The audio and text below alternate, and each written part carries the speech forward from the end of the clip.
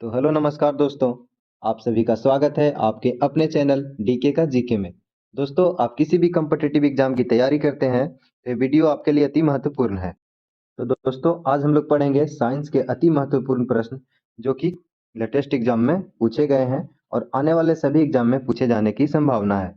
इससे पहले आप अगर मेरे चैनल पर नए हैं तो चैनल को सब्सक्राइब कीजिए और वीडियो को लाइक भी कर दीजिए ताकि मेरा भी मोटिवेशन बना रहे और आप लोग के लिए अच्छे अच्छे कंटेंट ला सकूं। तो चलिए दोस्तों, शुरुआत करते हैं बिना किसी देरी के। तो दोस्तों, हमारा पहला प्रश्न क्या है देख लेते हैं। तो दोस्तों, हमारा पहला प्रश्न क्या कहता है, निम्नलिखित में से कौन सा सही सुमेलित है। बताइएगा दोस्तों, कौन सा सुमेलित है। तो आपके ऑप्शन ए हैं त्रिशूल सतह से सतह, ऑप्शन बी पृथ्वी सतह से वायु, ऑप्शन सी नाग प्रति टैंक प्रक्षेपास्त्र, या ऑप्शन डी पिनाका हल्का वायु युद्धक। तो चलिए दोस्तों, इसे देख लेते हैं। तो त्रिशूल की बात करें दोस्तों तो यह सतह से वायु में मार करने वाला मिसाइल है दोस्तों। क्या है दोस्तों, सतह से वायु में। तो दोस्तों, ये तो सही सुमेलित नहीं है। अगला देखते हैं दोस्तों, पृथ्वी की बात करें दोस्तों तो ये सतह से सतह में। क्या आ जाएगा दोस्तों, सतह से वायु नहीं, सतह से सतह। नाग की बात करें दोस्तों तो नाग प्रति टैंक मिसाइल है दोस्तों, ये सही है। इसे और क्या कहा जाता है दोस्तों, दागो और भूल जाओ। क्या कहा जाता है दोस्तों, दागो और भूल जाओ। पिनाका की बात करें दोस्तों तो हल्का वायु युद्धक नहीं है दोस्तों। क्या दोस्तों, हल्का वायु युद्धक नहीं है, मल्टी बैरल रॉकेट लॉन्चर है दोस्तों। इसका राइट आंसर क्या हो जाएगा दोस्तों, बताइए आप लोग। तो दोस्तों, इसका राइट आंसर हो जाएगा ऑप्शन नंबर सी। क्या हो जाएगा दोस्तों, ऑप्शन नंबर सी, नाग। तो चलिए दोस्तों, आगे बढ़ते हैं अगले प्रश्न की ओर। अगला प्रश्न, दूसरा प्रश्न हमारा क्या कहता है दोस्तों, सौर ऊर्जा सोलर एनर्जी का कितना प्रतिशत भाग पृथ्वी को प्राप्त होता है। तो बताइए दोस्तों, आपके ऑप्शन है 34%, 17%, 42% या 51%। तो दोस्तों, इसका राइट आंसर क्या हो जाएगा। तो दोस्तों, इसका राइट आंसर हो जाएगा ऑप्शन नंबर डी, 51%। क्या हो जाएगा दोस्तों, ऑप्शन नंबर डी, 51%। तो चलिए दोस्तों, आगे बढ़ते हैं अगले प्रश्न की ओर। अगला प्रश्न, तीसरा प्रश्न हमारा क्या कहता है दोस्तों, इलेक्ट्रॉनिक कंप्यूटर का आविष्कार किसने किया। आपके ऑप्शन है doctor Alan M Turing, Karl Benz, Thomas Alva Edison या एडवर्ड टेलर। तो बताइए दोस्तों, इसका राइट आंसर क्या हो जाएगा। तो दोस्तों, इसका राइट आंसर हो जाएगा option number A, doctor Alan M Turing. क्या हो जाएगा दोस्तों, doctor Alan M Turing. Computer के आविष्कार की बात करें दोस्तों, कंप्यूटर की आविष्कार तो चार्ल्स बेबेज। क्या हो जाएगा दोस्तों, चार्ल्स बेबेज। तो चलिए दोस्तों, आगे बढ़ते हैं अगले प्रश्न की ओर। अगला प्रश्न, चौथा प्रश्न हमारा क्या कहता है दोस्तों, स्टेनलेस स्टील का आविष्कार किसने किया था। बताइए दोस्तों, इसका राइट आंसर क्या हो जाएगा। तो स्टेनलेस स्टील की बात करें दोस्तों तो स्टेनलेस स्टील का आविष्कार हैरी ब्रियरली ने किया था। किसने किया था दोस्तों, हैरी ब्रियरली। तो दोस्तों, इसका राइट आंसर क्या हो जाएगा, हैरी ब्रियरली। स्टेनलेस स्टील की बात करें दोस्तों तो ferrous plus carbon plus chromium plus nickel. क्या होता है दोस्तों, ferrous plus carbon plus chromium plus nickel का मिश्रण होता है दोस्तों। इसमें कार्बन कितना होता है दोस्तों, 1.2%। और तथा क्रोमियम की बात करें तो दोस्तों क्रोमियम 10.5%। तो चलिए दोस्तों, आगे बढ़ते हैं अगले प्रश्न की ओर। अगला प्रश्न, पांचवा प्रश्न हमारा क्या कहता है दोस्तों, होलोग्राफी तकनीक के संदर्भ में निम्नलिखित में से कौन सा कथन सत्य है। सत्य बताना है दोस्तों। चलिए दोस्तों, देखते हैं पहला कथन हमारा क्या कहता है दोस्तों, होलोग्राफी एक त्रिआयामी चित्र को भंडारित और प्रदर्शित की एक विधि है, प्रदर्शन करने की एक विधि है। तो बताइए दोस्तों, त्रिआयामी का मतलब क्या होगा दोस्तों, 3D। क्या होगा दोस्तों, 3D, 3D। तो ये तो सही है दोस्तों, ये सही है। अगला क्या कहता है दोस्तों, होलोग्राफी वास्तव में एक दृश्य भ्रम है। ये भी बात सही है दोस्तों, 3D में ऑप्टिकल इल्यूजन होता है दोस्तों। तो बताइए दोस्तों, इसका राइट आंसर क्या हो जाएगा। तो दोस्तों, इसका राइट आंसर हो जाएगा ऑप्शन नंबर सी, एक और दो दोनों। क्या हो जाएगा दोस्तों, एक और दो दोनों। होलोग्राफी की बात करें दोस्तों, होलोग्राफी तो इसका आविष्कार किसने किया था दोस्तों, इसका आविष्कार किया था, इसका आविष्कार किसने किया था दोस्तों, डेनिस गोवर। किसने किया था दोस्तों, डेनिस गोवर ने किया था। कब, वर्ष 1947 में। तो चलिए दोस्तों, आगे बढ़ते हैं हम लोग अगले प्रश्न की ओर। अगला प्रश्न, छठवां प्रश्न हमारा क्या कहता है दोस्तों, लिक्विफाइड पेट्रोलियम गैस एलपीजी के मुख्य अवयव हैं। तो बताइए दोस्तों, एलपीजी की बात कर रहे हैं दोस्तों, इसका मुख्य अवयव क्या है दोस्तों, ब्यूटेन। क्या है दोस्तों, ब्यूटेन। चलिए दोस्तों, हम लोग देख लेते हैं, मीथेन, इथेन और हेक्सेन। तो दोस्तों, ये तो ब्यूटेन नहीं, ये गलत हो जाएगा। अगला क्या कहता है दोस्तों, मीथेन, पेंटेन और हेक्सेन, ये भी गलत हो जाएगा। अगला क्या कहता है दोस्तों, इथेन, प्रोपेन और ब्यूटेन, ये सही हो सकता है दोस्तों। अगला क्या कहता है दोस्तों, मीथेन, कार्बन डाइऑक्साइड और हाइड्रोजन। तो दोस्तों ये भी गलत। तो बताइए दोस्तों इसका राइट आंसर क्या हो जाएगा। तो दोस्तों इसका राइट आंसर हो जाएगा ऑप्शन नंबर सी। क्या हो जाएगा दोस्तों, option number C, ethane, propane और ब्यूटेन। तो चलिए दोस्तों आगे बढ़ते हैं अगले प्रश्न की ओर। अगला प्रश्न, सातवां प्रश्न हमारा क्या कहता है दोस्तों। सातवां प्रश्न हमारा क्या कहता है दोस्तों, शुक्रवाहिका सामान्य मार्ग के निर्माण के लिए मूत्राशय से होकर आने वाली नालिका के साथ जुड़ी होती है, जिसे क्या कहा जाता है। बताइए दोस्तों। तो मूत्राशय से होकर आने वाली नालिका को क्या कहते हैं दोस्तों हम लोग। तो मूत्राशय से होकर आने वाली नालिका को हम लोग मूत्र मार्ग क्या कहते हैं दोस्तों, मूत्र मार्ग। तो दोस्तों इसका राइट आंसर क्या हो जाएगा, ऑप्शन नंबर डी, मूत्र मार्ग। क्या हो जाएगा दोस्तों, मूत्र मार्ग। शुक्रवाहिका, शुक्रवाहिका का क्या कार्य है दोस्तों, शुक्राणु को शुक्राशय तक पहुंचाना। तो चलिए दोस्तों आगे बढ़ते हैं अगले प्रश्न की ओर। अगला प्रश्न, आठवां प्रश्न हमारा क्या कहता है दोस्तों, निम्न में से किस बीमारी के लिए ट्राईवैलेंट के स्थान पर वाईवैलेंट ORV ओरल वैक्सीन देने का निर्णय भारत सरकार ने लिया है। तो बताइए दोस्तों इसका राइट आंसर क्या हो जाएगा। ट्राईवैलेंट के स्थान पर वाईवैलेंट ओरल वैक्सीन दिया जाएगा दोस्तों। बताइए इसका राइट आंसर क्या हो जाएगा। तो दोस्तों इसका राइट आंसर हो जाएगा ऑप्शन नंबर डी। क्या हो जाएगा दोस्तों, ऑप्शन नंबर डी। तो चलिए दोस्तों आगे बढ़ते हैं अगले प्रश्न की ओर। अगला प्रश्न, हमारा नौवां प्रश्न क्या कहता है दोस्तों, 1 बिलियन में जल के 150 ml के साथ अल्कोहल के 50 ml मिश्रित हैं, इस बिलियन का सांद्रण क्या होगा। तो बताइए दोस्तों इसका सांद्रण कैसे निकालिएगा। तो चलिए दोस्तों इसको देख लेते हैं। तो दोस्तों बिलियन की सांद्रता कैसे निकालिएगा दोस्तों। बिलियन की सांद्रता का फॉर्मूला होता है दोस्तों, विलेय की मात्रा बटा बिलियन की मात्रा गुना 100, प्रतिशत निकालने के लिए गुना 100। तो बताइए दोस्तों विलेय हमारा कितना हो जाएगा दोस्तों, 50 ml अल्कोहल की बात करें दोस्तों तो 50 ml। बिलियन की बात करेगा दोस्तों, टोटल बिलियन, तो जल 150 ml plus 50 ml total 200 ml हमारा हो जाएगा दोस्तों बिलियन। अब प्रतिशत निकालने के लिए दोस्तों 100 से गुना। दोस्तों हमारा क्या हो जाएगा, 50 बटे में 200 गुना 100, 2 जीरो से 2 जीरो, 2 से 25 बार में। तो हमारा आंसर क्या हो जाएगा दोस्तों, 25%। क्या हो जाएगा दोस्तों, 25%। तो चलिए दोस्तों आगे बढ़ते हैं, ऑप्शन नंबर बी हो जाएगा दोस्तों। चलिए दोस्तों आगे बढ़ते हैं अगले प्रश्न की ओर। अगला प्रश्न, 10वां प्रश्न हमारा क्या कहता है दोस्तों, पहला ट्रिपल एंटीजन वैक्सीन, पहला ट्रिपल एंटीजन टीका बच्चे को कितनी उम्र पर दिया जाता है। तो बताइएगा दोस्तों इसका राइट आंसर क्या हो जाएगा।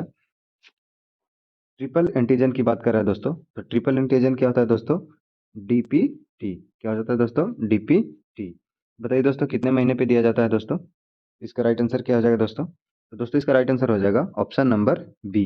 क्या हो जाएगा दोस्तों, ऑप्शन नंबर बी, 3 महीने पे। तो चलिए दोस्तों आगे बढ़ते हैं अगले प्रश्न की ओर। अगला प्रश्न, हमारा 11वां प्रश्न क्या कहता है दोस्तों, एड्स किसके कारण होता है। तो बताइए दोस्तों इसका राइट आंसर क्या हो जाएगा। तो दोस्तों इसका राइट आंसर हो जाएगा option number B, human T cell leukaemia virus. क्या हो जाएगा दोस्तों, human T cell leukaemia virus, option number B. तो चलिए दोस्तों आगे बढ़ते हैं हम लोग अगले प्रश्न की ओर। तो दोस्तों इससे पहले हम लोग देख लेते हैं एड्स के बारे में थोड़ा सा। तो दोस्तों इसके फुल फॉर्म की बात करें दोस्तों, तो एक्वायर्ड इम्यूनो डिफिशियंसी सिंड्रोम। क्या होता है दोस्तों, एक्वायर्ड इम्यूनो डिफिशियंसी सिंड्रोम। यह एक यौन जनित रोग है दोस्तों। ये किससे होता है दोस्तों, रिट्रो वायरस से दोस्तों। क्या होता है दोस्तों, रिट्रो वायरस। इसकी प्रमुख एक दवा है दोस्तों, जिसका क्या नाम है दोस्तों, जीवोट्यूजिन। क्या है दोस्तों, जीवोट्यूजिन। एड्स से बचने के लिए कुछ उपाय है दोस्तों, जैसे डिस्पोजल सुई का प्रयोग करना दोस्तों। डिस्पोजल सुई मीन्स एक बार जिसे सुई दे दिए उससे दोबारा सुई नहीं देना है। अगला दोस्तों, इसे रोकने के लिए हजामत में अलग अलग ब्लेड या रेजर का इस्तेमाल करना चाहिए दोस्तों।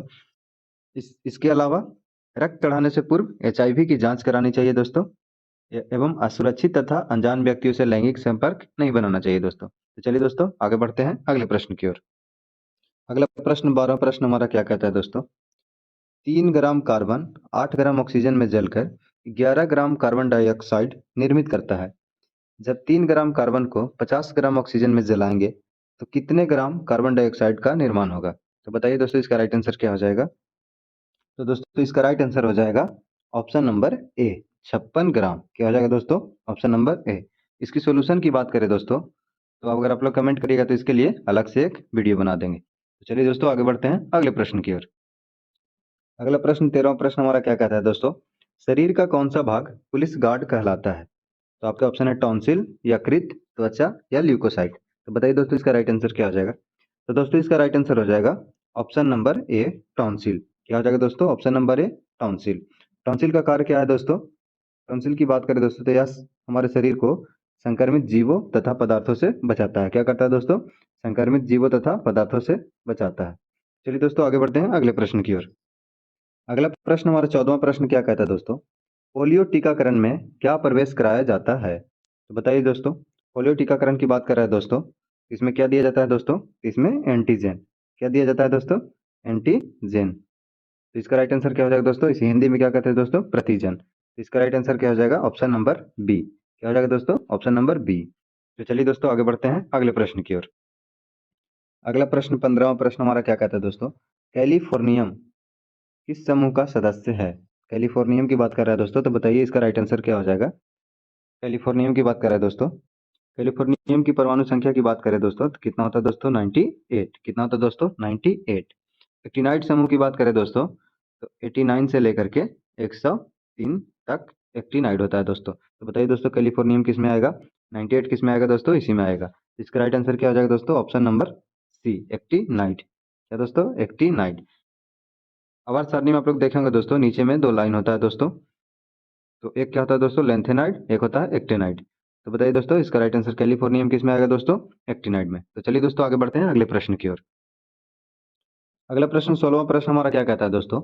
एक चालक तार की लंबाई 80 सेंटीमीटर तथा इस तार के अनुप्रस्थ परिच्छेद का क्षेत्रफल 0.025 सेंटीमीटर स्क्वायर है। यदि उस तार का प्रतिरोध 1.50 ओम हो तो उसका विशिष्ट प्रतिरोध या प्रतिरोधकता क्या है? तो बताइए दोस्तों। तो दोस्तों इसको देख लेते हैं। दोस्तों प्रतिरोध बराबर क्या फॉर्मूला होता है दोस्तों? P इंटू एल अपॉन ए। पी हमारा क्या है दोस्तों? प्रतिरोधकता या विशिष्ट प्रतिरोध। एल क्या है दोस्तों? हमारा चालक तार की लंबाई। ए क्या है दोस्तों? क्षेत्रफल, अनुप्रस्थ परिच्छेद का क्षेत्रफल। तो चलिए दोस्तों इसका सोल्यूशन देख लेते हैं। प्रतिरोध हमारा कितना दिया है दोस्तों? 1.50 ओम। क्या दोस्तों? प्रतिरोधकता हमारा निकालना है दोस्तों, तो सेम रखे हैं। लंबाई कितना है दोस्तों? 80 और क्षेत्रफल हमारा दिया है 0.025। तो चलिए दोस्तों इसका सोल्यूशन देखेंगे। इधर भागा में दोस्तों, इधर गुना में आ जाएगा, इधर गुना में है तो भागा में आ जाएगा। इसका सोल्यूशन करेंगे दोस्तों तो हमारा आ जाएगा 0.000469 ओम पर सेंटीमीटर। तो बताइए दोस्तों इसका राइट आंसर क्या हो जाएगा? तो दोस्तों इसका राइट आंसर हो जाएगा ऑप्शन नंबर बी। क्या हो जाएगा दोस्तों? Option number B. तो चलिए दोस्तों आगे बढ़ते हैं हम लोग अगले प्रश्न की ओर। अगला प्रश्न 17वां प्रश्न हमारा क्या कहता है दोस्तों? पृथ्वी पर पलायन वेग, एस्केप वेलोसिटी बताइए दोस्तों। चंद्रमा पर पलायन वेग से कम है। पृथ्वी के द्रव्यमान पर निर्भर करता है, ये गलत है दोस्तों, ये भी गलत है दोस्तों। प्रक्षेपण की दिशा निर्भर करता है, ये गलत है दोस्तों। तो बताइए दोस्तों क्या हो जाएगा दोस्तों?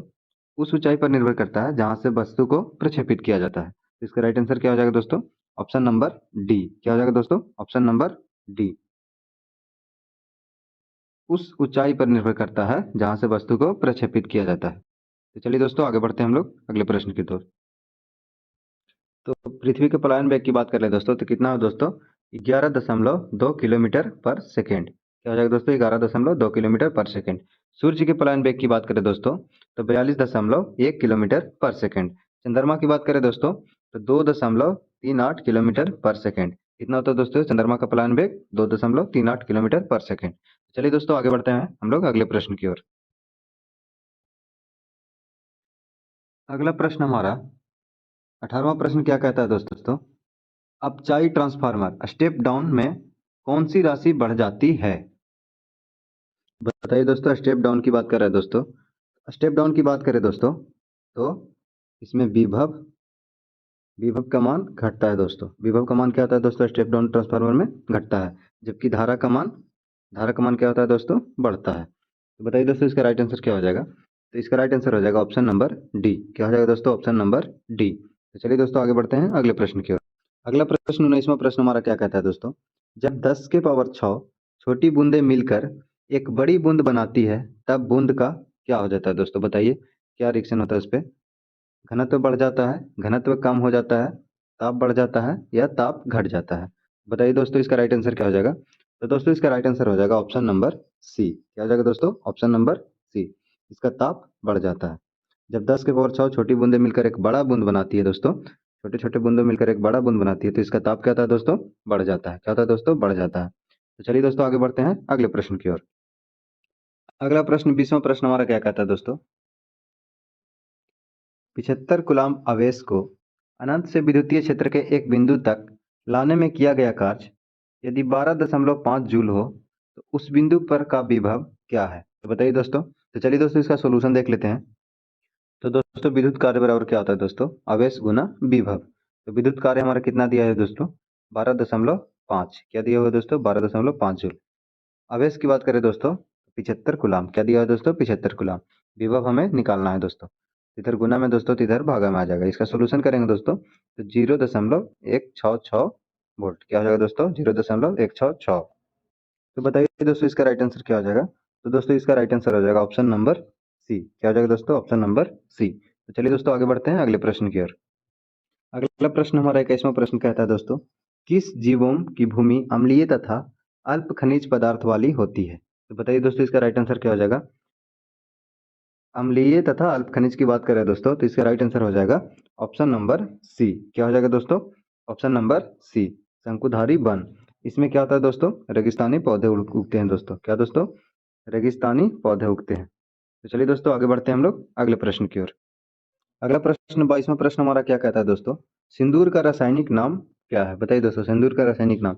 सिंदूर की बात करें दोस्तों तो इसका फॉर्मूला क्या होता है दोस्तों? HgS, mercuric sulphide. क्या होता है दोस्तों? HgS। तो बताइए दोस्तों इसका राइट आंसर क्या हो जाएगा? तो दोस्तों इसका राइट आंसर हो जाएगा option number B, mercuric sulphide. क्या हो जाएगा दोस्तों? Mercuric sulphide.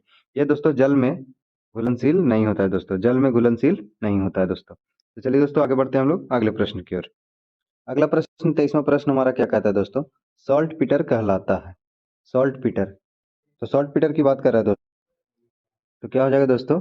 सॉल्ट पीटर की बात कर रहा है तो KNO3